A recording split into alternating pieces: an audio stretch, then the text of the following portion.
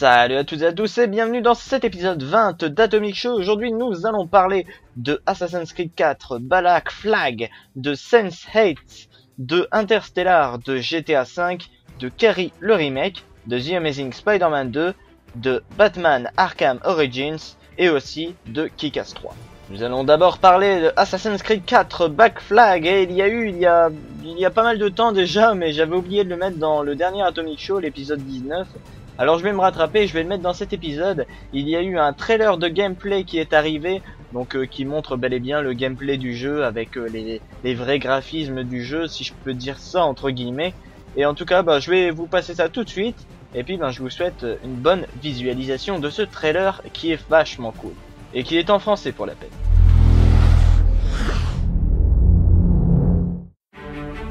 Nous sommes en 1715. Et les pirates règnent sur les mers des Caraïbes. Vous êtes sur le point d'embarquer dans une aventure unique, faisant cap vers des contrées remplies de traîtrises et de pièges, où les rencontres sont aussi imprévisibles que les victoires incertaines. Voguez vers des ports exotiques, de la Havane à Kingston, et explorez des îles encore vierges abritant des secrets millénaires.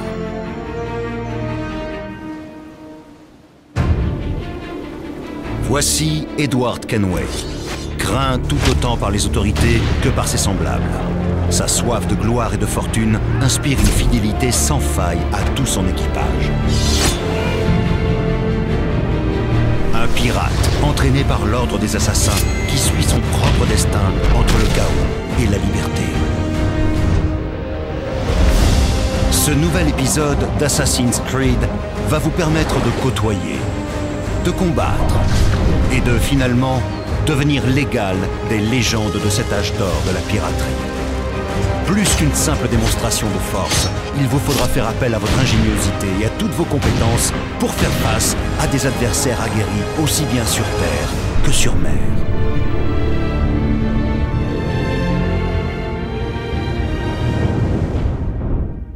Pendant un court et unique moment de l'histoire, une poignée d'hommes ont vécu une liberté absolue.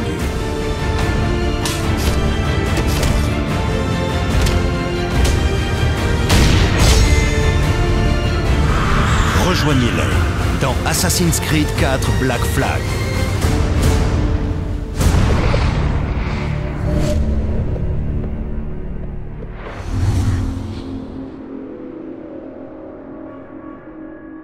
Nous allons maintenant parler de Sense8.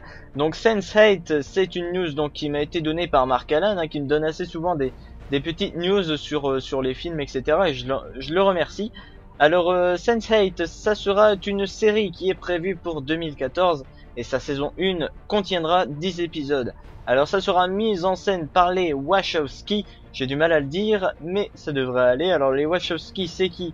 C'est les scénaristes tout simplement de Matrix et de Clown Atlas. Alors ça paraît vraiment super. Enfin, je sais pas, je peux pas dire que ça paraît super vu qu'il n'y a pas vraiment eu de bande-annonce, etc. Mais je peux déjà vous dire le sujet de cette série, et ça sera sur la réflexion sur la technologie qui réussit aussi bien à rassembler qu'à diviser la population. Donc cela critique à mon avis les réseaux sociaux, etc. Et ça m'a l'air assez cool, franchement le thème a l'air pas mal, et puis si c'est scénarisé par les scénaristes de Matrix et de Clown Atlas, ça peut être bien. Moi je dis que ça peut être bien. Nous allons maintenant parler de Interstellar. Interstellar qui est le nouveau film de Christopher Nolan. D'ailleurs en passant, il y a une news qui a été déclarée il y a pas très longtemps, et Christopher Nolan n'a aucun impact sur le film Justice League. J'en avais parlé sur un épisode d'Atomic Show précédent, je ne sais plus lequel, mais j'avais dit que il pourrait peut-être participer à la création du film Justice League. Eh bien, la rumeur a été démentie par le grand chef de Warner. Il me semble que c'est lui qui a déclaré ça, alors au moins on est fixé. Et donc oui, donc je vais parler de Interstellar, maintenant revenons à nos moutons quand même. Et donc voilà, donc ça sera le nouveau film de Christopher Nolan. Et il y a une rumeur d'un acteur qui pourrait jouer dans ce film, et c'est Matthew McConaughey qui pourrait jouer donc ce rôle. Il a joué dans quelques bons films comme Magic Mike, Paper Boys ou encore Kyler Joe. Et bon, bah c'est un bon choix d'acteur, peut-être pour le film Interstellar. Moi, j'ai hâte d'en savoir plus sur ce film en tout cas. Et on va passer à la news suivante. Nous allons parler de GTA V et la jaquette du jeu est enfin dévoilée. On attendait ça, on attendait. Et en fait, il y a eu quelques petites photos qui avaient commencé à arriver sur le net parce qu'il y a une espèce de pub qui commençait à venir en Amérique. Je sais plus exactement dans quel état d'Amérique ou je sais plus. Mais ils étaient en train de mettre cette affiche pour faire de la pub à GTA V comme ils faisaient avec Red Dead Redemption ou GTA 4, hein, à leur habitude de Rockstar. Ils ont toujours l'habitude de mettre une putain de grande affiche dans une ville pour bien faire de la pub pour leur jeu. Et là, bah, c'était le cas, mais avant que les travailleurs qui mettaient l'affiche avaient terminé de la mettre sur ce mur, eh bien nous avons eu un message de Rockstar et nous avons eu la vraie jaquette, parce que c'est vrai qu'il y a eu énormément de fake, la vraie jaquette du jeu qui est toujours avec ce thème de mosaïque à la GTA, j'ai envie de dire, et puis bah ça change pas et heureusement, j'ai envie de dire. Nous allons maintenant parler de Carrie le remake et c'est bon, la bande-annonce, la première bande-annonce du film est sortie enfin. Il y avait eu un grand blanc sans info il y a quelques mois, hein, il y a plusieurs mois qu'il n'y avait pas eu d'infos sur Carrie, à part une petite photo par-ci par-là, mais c'était pas grand-chose, et là, on a la bande-annonce. Alors par contre, je dois vous dire que la bande-annonce dévoile pas mal de choses sur le film, hein. Alors pour ceux qui n'ont toujours pas lu le livre Carrie de Stephen King, ou alors n'ayant pas vu le film original de Brian De Palma, eh bien je vous dis de pas regarder cette bande-annonce de Carrie parce que ça dévoile énormément de choses sur le film. Alors c'est votre choix, je vous laisse décider de regarder ou pas cette bande-annonce. En tout cas, c'est parti, elle est en français, elle est en HD, elle est parfaite, elle est pour vous et bonne visualisation.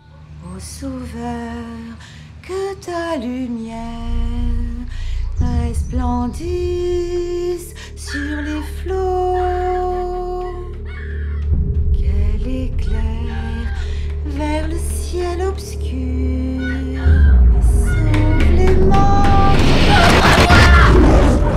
Je viendrai te récupérer après l'école. Les autres, ils trouvent que je suis bizarre. Carrie, ton poème préféré, tu nous l'as apporté? Je veux pas être comme ça. Je veux être normale. Ton petit sourire là, tu le ravales tout de suite. Il faut absolument que j'essaie de trouver mon équilibre avant qu'il soit trop tard. Aider cette petite à voir ses péchés. Si elle était restée innocente, le sang ne l'aurait pas Maman, frappée. c'est même pas dans la Bible, je t'assure, regarde, c'est écrit nulle part. Tu vas aller dans ton placard et prier. Non. Prie! Non! Allez, prie ma petite! Prie, implore le pardon!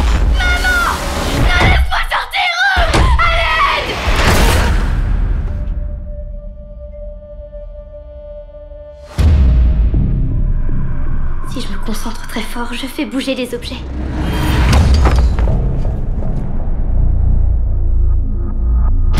Il y a d'autres gens qui peuvent faire les mêmes choses que moi. Tu sais, le diable ne meurt jamais. Il revient toujours. Et il faut le tuer à nouveau. Le bal, c'est la semaine prochaine. Si t'as personne, viens avec moi si tu veux. Maman, un garçon m'a invité au bal. Non.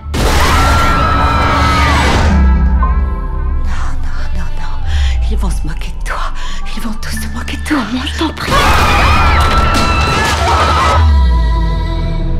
Vous deux, je vous préviens. Si jamais vous m'y jetez un sale coup contre cette pauvre petite...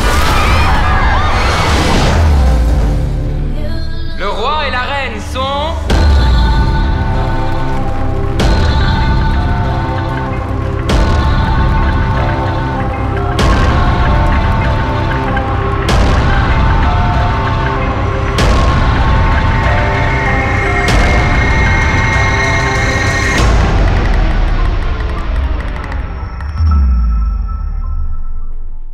Nous allons maintenant parler de The Amazing Spider-Man 2 et Jamie Foxx est arrivé sur le tournage d'après une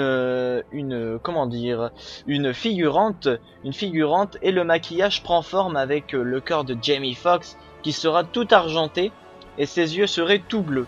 Alors le costume vert et jaune n'est toujours pas annoncé, mais c'est sûr que ce Electro sera inspiré de l'univers Ultimate de Spider-Man. et j'ai vraiment hâte de le voir en action. D'ailleurs, nous avons eu de nouvelles photos de Mark Webb sur Twitter comme d'habitude. Il y en a eu une avec William Spencer, le cascadeur officiel de Andrew Garfield dans The Amazing Spider-Man. Hein, il était présent dans The Amazing Spider-Man, le premier film.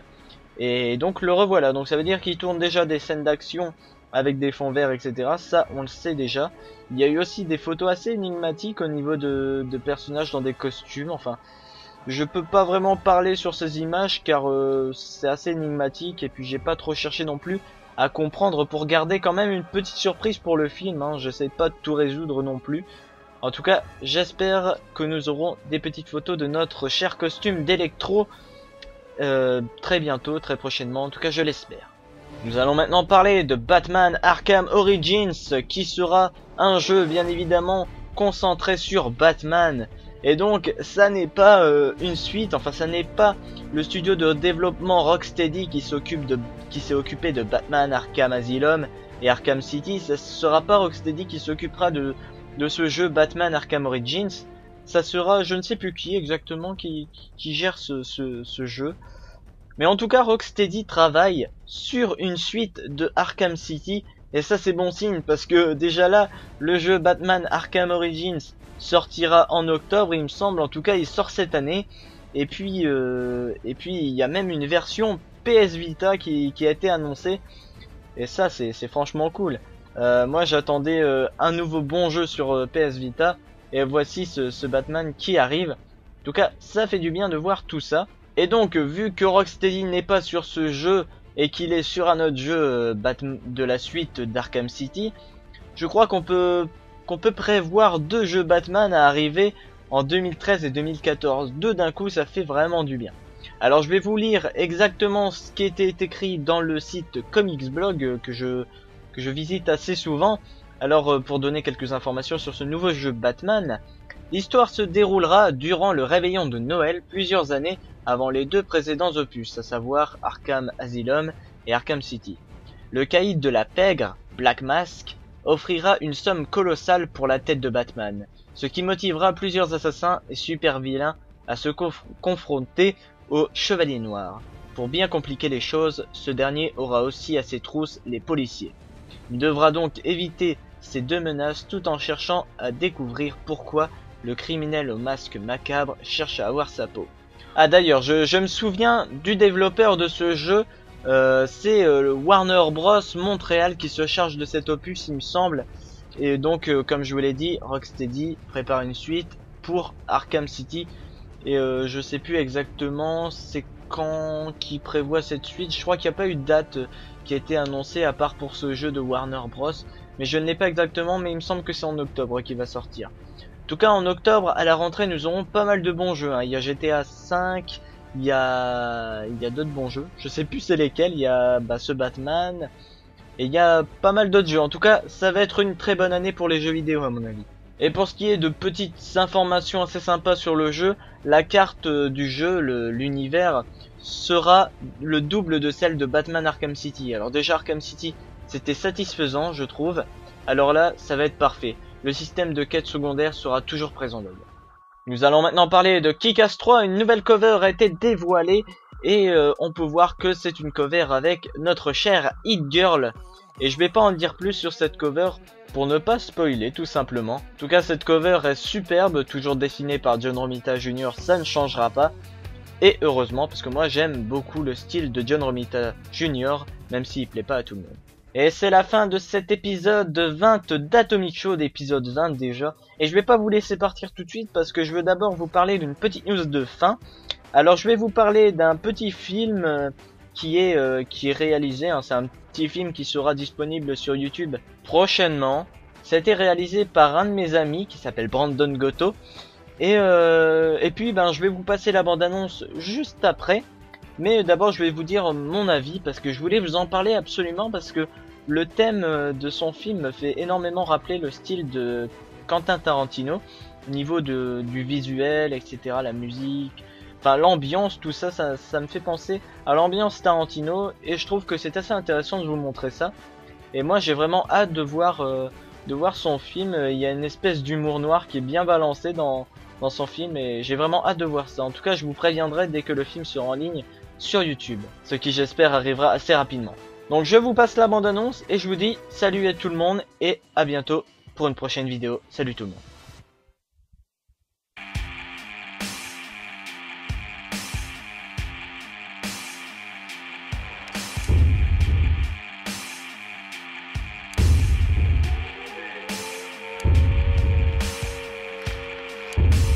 Sempre lo stesso genere di merce? Venerdì. Puttana vacca! Il venerdì è sacro! Vi offrirò delle puttane se volete.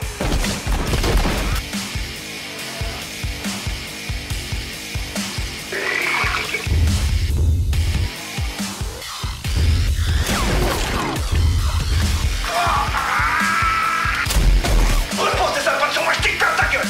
Putain, mais arrête de t'exciter, sérieux, t'as bouffé du singe ou quoi? Conduis e ferme ta gueule.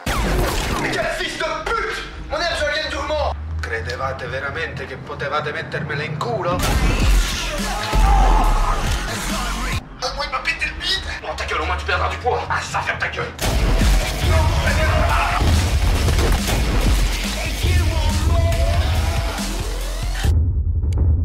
À ce qui paraît, elle est tous gay au moins une fois dans sa vie. Ouais, bah certainement pas moi. Show's over, motherfuckers.